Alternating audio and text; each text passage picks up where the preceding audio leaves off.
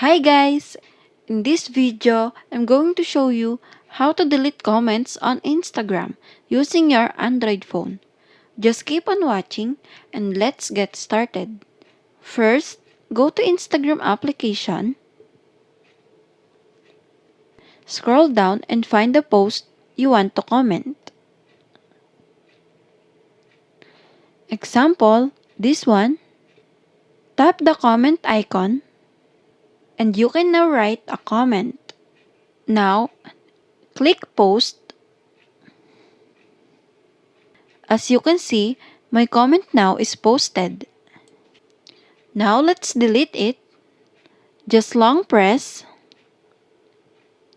On the upper right corner, click the delete icon. My comment now is deleted. And that's it. If this video helped you out, please consider leaving a like and let me know in the comments if you have any question.